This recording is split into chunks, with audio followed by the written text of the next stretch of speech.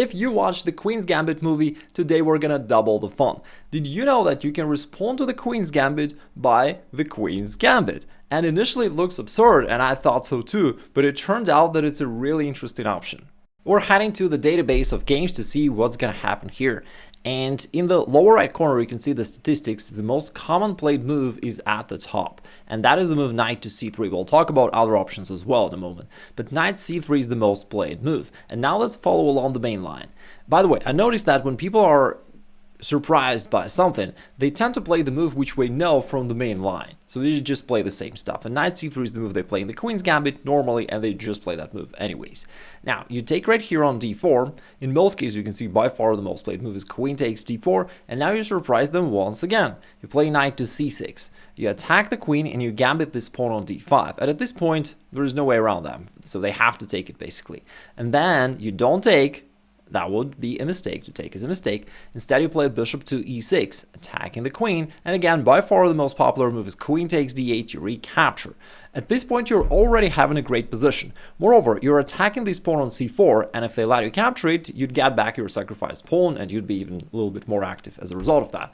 Therefore, in most cases, again, the most played move is pawn to e3. They try to open up this bishop to guard the pawn. And here is the thing.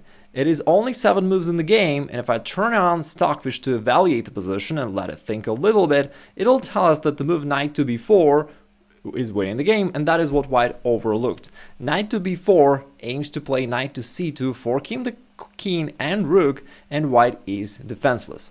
Moreover, they're trying to escape from this fork by going rook to b1 or king to e2, and both of these moves are going to be a complete disaster for white. For example, if rook b1 is played, then you play knight to c2, and you see that the evaluation actually skyrockets, because after that, after king e2 and bishop takes c4, we're skewing the king and bishop, and on the next move, we successfully can paint this bishop black, kind of recruit it, and make it work for us. And after bishop takes f1, we are now up a piece, this king is vulnerable, and you are totally winning. It is pretty cool that in the main line you basically win the game in 7 moves. Let's see if your opponent can run and hide somehow from you. Now, if they go into this knight to c3 stuff, we take on d4, and after that, you can already be quite confident in your ability to finish the game off, basically. Because from here, it's quite hard for white to deviate from the main line. Queen takes d4 is definitely the move most of your opponents are going to play. We'll talk about knight takes d5 as well, but that is a wrong alternative. Queen takes d4 is more natural. Now we play knight c6, hitting the queen. And normally they're going to capture right here. If they move the queen back, it's actually not going to be good for them, because now you can push this pawn forward, gain a tempo, kick this knight away. Moreover, if it goes somewhere to the center of the board, you can then play e5, then f5, and you keep chasing this knight around. If they bring the other knight forward, you can also kind of chase both of them away, and that is already a total domination. Then bishop b4 at some point, for example, if they go here, e3 just wins the game, because on the next move, bishop b4, and they have to give up some material to save their king. So it's going to be pretty difficult for them to avoid it. Therefore, after you attack their queen, they probably have to capture this pawn. And now we play bishop e6. We do not want to take, we want him to take our queen, helping us to bring our rook to this active file. Plus, we develop our bishop and also x-ray this pawn on c4. Now, queen takes d8, the most natural move, the most played move by far, and also a decisive mistake. Not a decisive mistake, but quite a big mistake, really. The correct move for white here is queen to b5, but it's very hard to spot it. The thing is, white needs to move this queen away from this danger, but also they need to somehow stop your knight from jumping forward to this c2 square with this deadly fork. Therefore, queen b5 gets the job done. It pins the knight this way. Now, after that, you can play a6, another great move, still tempting white to capture this undefended pawn on b7. Now, if you want to know like the actual best line for white recommended by computer, it is queen to a4. But again, very difficult to spot these moves. They're very counterintuitive, and probably you'll never have to face anybody who's playing that. But even in this case, computer says that after g6 followed by bishop g7, white is up a pawn, but you have some compensation, white is only slightly better. Therefore, queen takes b7 is probably the move most of your opponents are going to be playing. This is much more natural to grab a pawn and attack the knight, and let's not forget that your opponent is still thinking that you play something dubious, you don't know what to do, and he's about to win the game. Now, however, you go knight to d4, and now white is facing the very same challenge. They have no way to cover this square c2. They can't do that with a queen, because then you're going to capture it that way with the knight. Now, by the way, just why not knight to b4? Well, this way we couldn't play knight to b4 because there is his queen standing there, right? So we just rerouted to d4, but the purpose is still the same. The only way to cover that square would be queen to e4, but that does not really help because after bishop to f5, we hit the queen and indirectly we reinforce this threat. For example, if queen comes here, you play knight to c2 check, and that is game over once again. You're just winning a rook and exposing his king at the same time, and white has no compensation. If the king moves here, you could just take the rook. It'll be simply a rook up in this position. However, there is a fun fact here that this queen is actually pinned down to the king. It can't move away, and you can take advantage of that and win some extra tempos. You can go knight f6, attacking the queen, and funnily enough, white would have to trade it off, helping you to bring your rook into play and to check his king.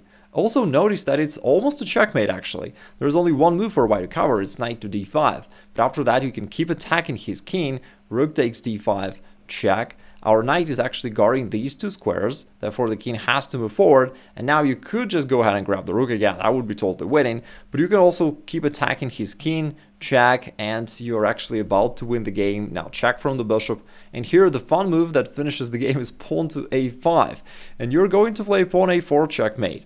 Absolutely crazy stuff. Now it's hard to believe that this is a real chess, like this is a real opening variation, it's not a made up position, and white so far played pretty logical moves, but somehow got into this disastrous outcome.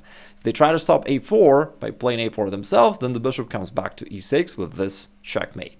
Finally, in this line, after we take on d4, instead of taking this pawn by the queen, they could take the other one by the knight. But that is actually wrong. This knight is exposed, and you're going to gain tempos attacking it, and also get total domination in the center. First, you play pawn e6, attacking the knight. Notice that it can't go here because your bishop controls that square. Your pawn takes away these two.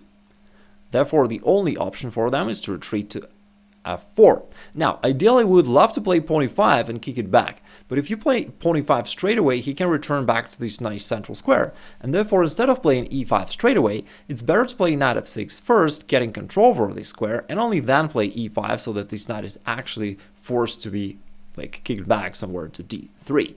Now, they all normally play knight to f3, trying to control this square and just to develop a piece, but you play e5, and you play that move regardless of what they do, you just play e5, because you want to gain an extra tempo, solidify your center, life's good. And at this point, that is again all over for white, just within a couple moves. What can they do? Like, they can't return back to d5, because then you control this square twice, you're gonna just trade it off, and win a pawn, plus you've got this monstrous center, you're going to push it at some point, and it's totally winning for black.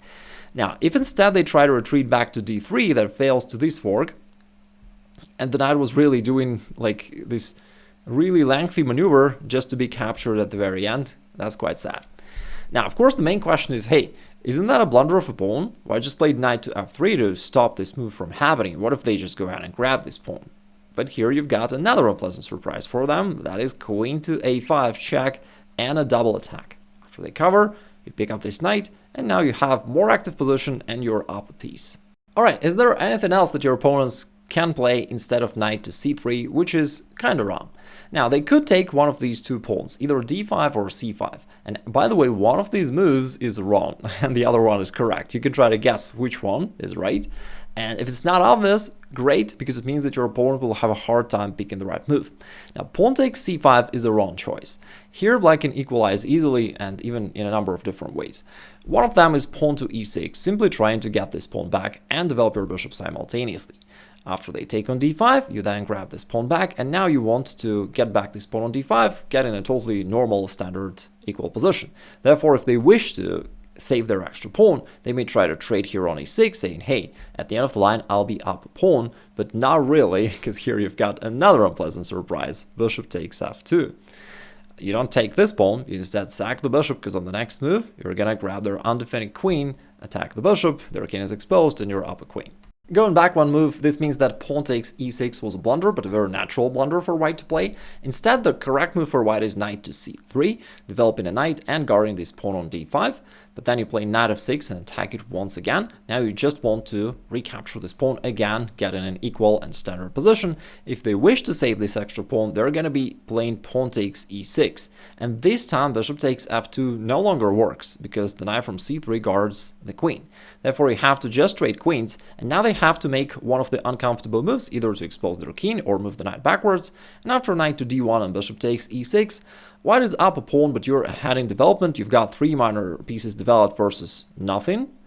And after knight c6, you can quickly finish your development. Knight c6 also creates that threat of knight to b4 and knight to c2, which they often overlook. Overall, the position is about equal, but I'd say that you can definitely play for a win.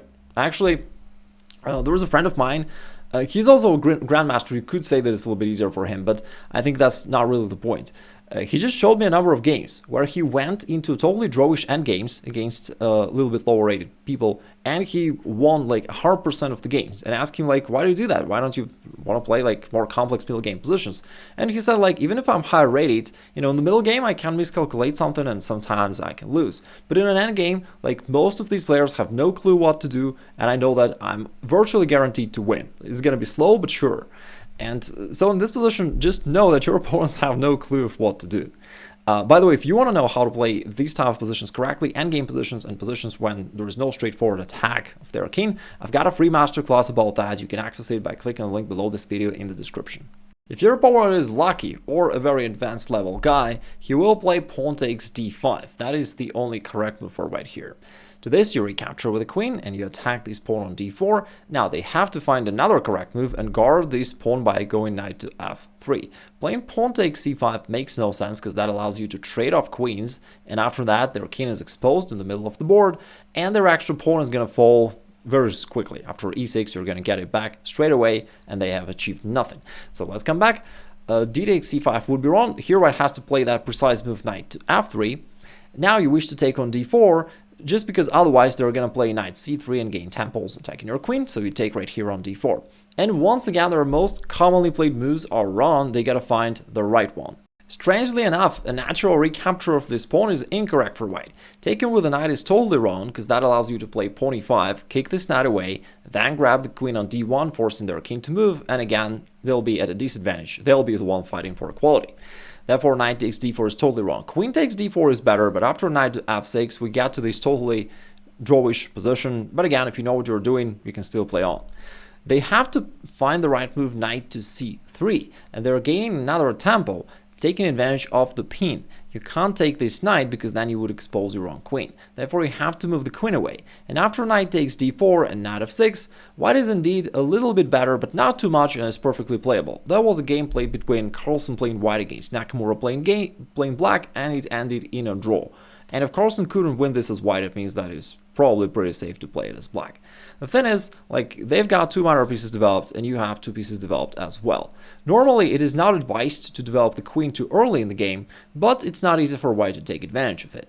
Plus, you want to play pawn e5 and gain 1 more tempo attacking their knight. So if bishop d2 is played, for instance, yes, there is this potential x-ray to your queen, however, they have nothing to do with this knight really. You can just ignore it, play e5, continue your development, and the position is about equal. What else can they do?